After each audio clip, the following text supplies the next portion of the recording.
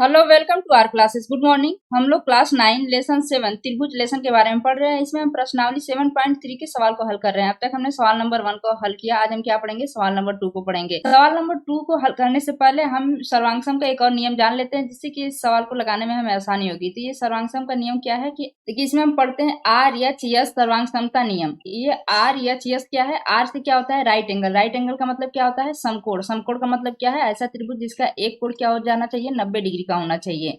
और उसके बाद यश से क्या होता है? हाइपोटेनिस या हाइपोटेनस। इसका मतलब क्या होता है? कर्ण। कर्ण हम। और यश से क्या होता है? साइड। साइड मतलब भुजा। इसे हम क्या बोलते हैं हिंदी में? कि समकोण कर्ण भुजा नियम या आर एच एस सर्वांग समता नियम। यह नियम क्या कहता है कि यदि दो समकोण, देखिए दो समकोण मतलब कि 90 डिग्री का त्रिभुजों में एक त्रिभुज का कर्ण और एक भुजा क्रमशः दूसरे त्रिभुज के कर्ण और एक भुजा के बराबर हो तो दोनों त्रिभुज क्या हो गए? सर्वांगसम होते हैं। देखिए यहाँ पे देखिए दो त्रिभुज है। त्रिभुज ए बी सी, दूसरा त्रिभुज क्या है? D E F. दो त्रिभुज है। देखिए इसमें एक कोण क्या होता है? ये 90 डिग्री का है। ये क्या है? 90 डिग्री का है। ये समकोण है। इधर भी एक कोण जो है ये समकोण है। इसके सामने वाला क्या भुजा क्या कहलाती है? ये कर्ण कहलाती है। तो ये क्या है? ये कर्ण है। ये भी कर्ण है। ये एक दूसरे के बराबर है। अरे एक भुजा, ये भुजा बराबर हो गई, तो इसलिए ये दोनों त्रिभुज क्या हो गए? सर्वांगसम हो गए। तो ये सवाल नंबर 2 क्या कह रहा है कि एडी एक समद्विबाहु त्रिभुज एबीसी का एक शीर्ष लंब है, जिसमें AB बराबर AC है। दर्शाइए कि पहला बताना है हमें कि AD रेखाखंड BC को समद्विभाजित करता है। दूसरा बताना है AD कोण A को समद्विभाजित करता है। पहले इसमें दिया क्या है? त्रिभुज जो क्या है? समद्विबाहु है। समद्विबाहु का मतलब क्या है? इसकी दो भुजाएं बराबर हो। तो हम यहाँ पे पहले एक त्रिभुज बना लेते हैं जो समद्विबाहु त्रिभुज है। ABC ये त्रिभुज हो गया ABC। ये क्या है? एक समद्विबाहु त्रिभुज है। इसका मतलब क्या है कि ये भुजा बराबर है इस भुजा के। अब इसमें क्या कर रहा है कि AD एक समद्विबाहु त्रिभुज ABC पर एक शीर्ष लंब है। जो AD है इसके शीर्ष लंब। शीर्ष लंब का मतलब क्या है? इनके शीर्ष से एकदम लंबी रेखा खींची गई है। किस पे? BC पे।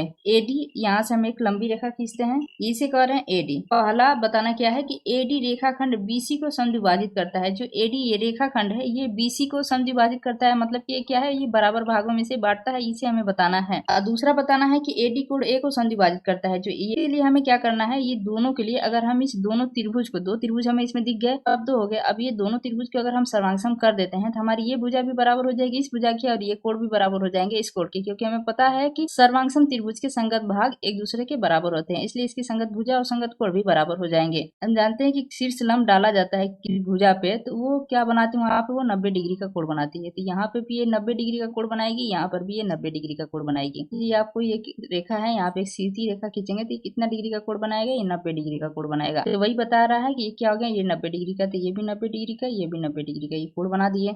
इसमें दिया भी है B बराबर AC। हमारे सवाल में कोण है दोनों, तो ये भी दो त्रिभुज हो गए, दोनों क्या हो गए? ये समकोण हो गया।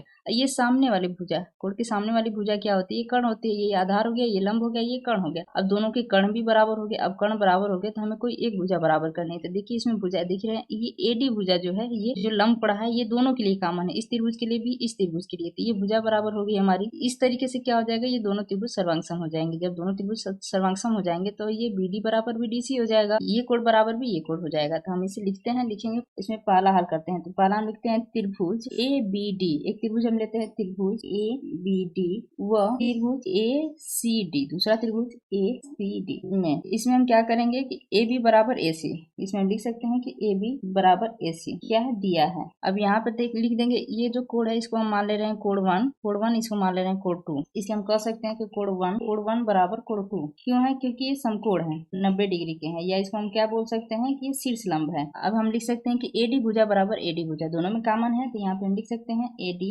बराबर AD क्यों है? ये उभयनिष्ठ है। समकोण देख रहे हैं, यहाँ पे लगेगा समकोण कर्ण भुजा। समकोण कर्ण भुजा नियम से क्या हो गया? ये त्रिभुज सर्वांगसम हो गया। तो इसको हम क्या लिख सकते हैं? राइट एंगल हाइपोटेन्यूज साइड नियम से हम कह सकते हैं। तो हम कह सकते हैं त्रिभुज ABD सर्वांगसम त्रिभुज ACD। अब ये दोनों त्रिभुज सर्वांगसम हो गए। जब ये दोनों त्रिभुज सर्वांगसम हो गए तो हम कह सकते हैं कि BD भुजा बराबर DC। तो यहाँ पे हम लिख सकते हैं कि BD बराबर हो गई DC। जब BD बराबर हो गई DC तो पहला क्या कर रहा है कि AD जो है रेखाखंड BC को समद्विभाजित करता है। तो ये पूरी रेखा क्या है? ये BC है। अब जब ये BD बराबर DC तो इसे हम कह सकते हैं कि अतः, यहाँ पे हम लिख सकते हैं अतः AD रेखाखंड BC को समद्विभाजित करता है। यहाँ पे हम लिख देंगे सीपीसीटी से। ये बीडी बराबर डीसी कैसे आया है? सीपीसीटी से। हमको पता है सर्वांग त्रिभुज के संगत भाग क्या होते हैं? बराबर होते हैं, इसलिए ये आ गया सीपीसीटी से। उसी तरह हम दूसरा लिख सकते हैं कोड, इसको हम मान लेते हैं कोड 3, इसे मान लेते हैं कोड 4। तो हम लिख सकते हैं कोड 3 बराबर कोड 4। यहाँ पे लिख सकते हैं कोड